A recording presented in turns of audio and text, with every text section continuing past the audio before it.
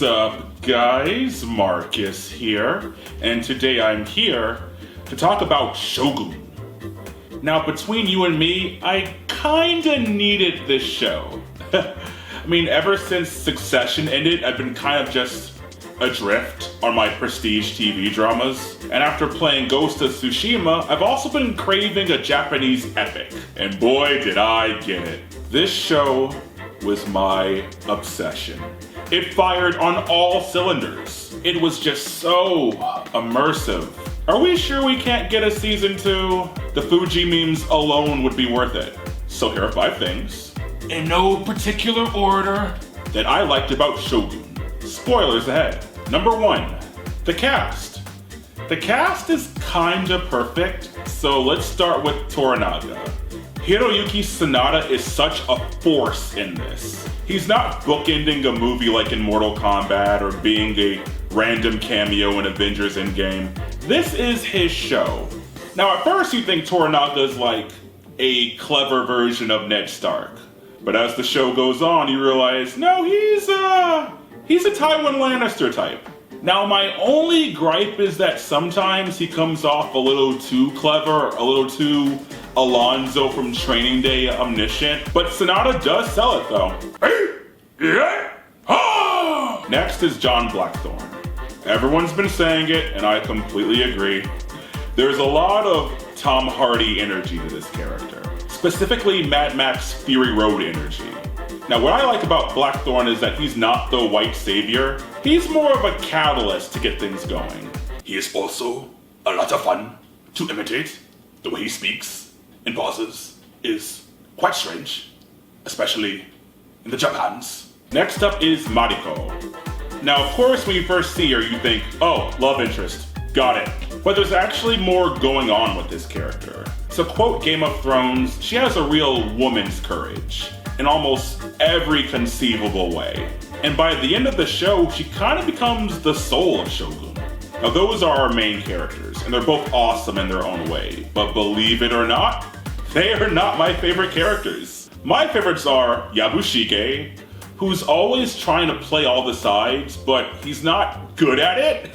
So it's a lot of him just flailing around and just barely keeping his head above water. And it's comical, and it's fun, and it can be kind of scary sometimes. Oh, and his grunt work, perfection. And then there's Fuji, aka Best Girl. Now when Fuji first appears, she loses everything. But because so much is going on in those early episodes, I kind of forgot about her.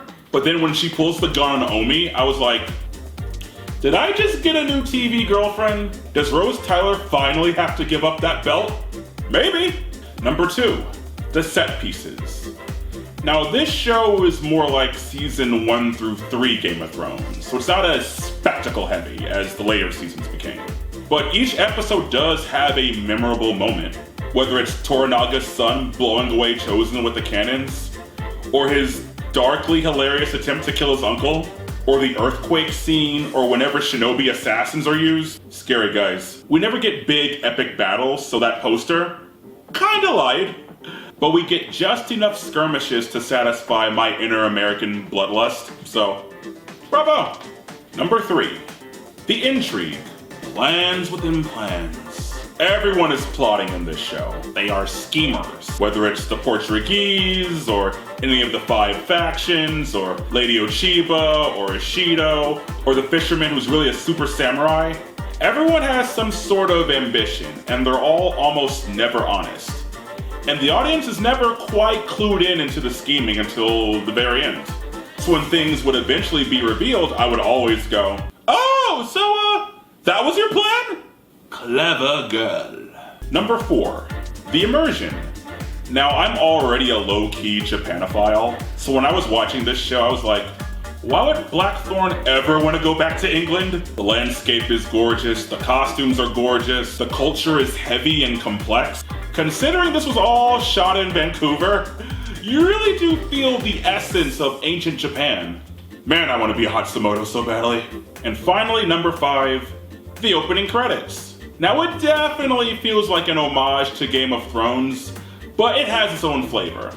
The music and the imagery in the opening credits first starts off very peaceful and quaint. But as it goes on, the music gets darker, the imagery gets more violent and red. It's like we're peeling away the eight-folded fence of this country. Like it all looks serene at first, but if you keep looking, you'll discover that there's a more powerful and violent world ready to swallow you up.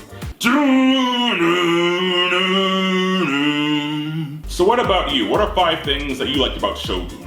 What are 5 things that you did not like about Shogun? Let me know in the comments. So, till next time, stay frosty.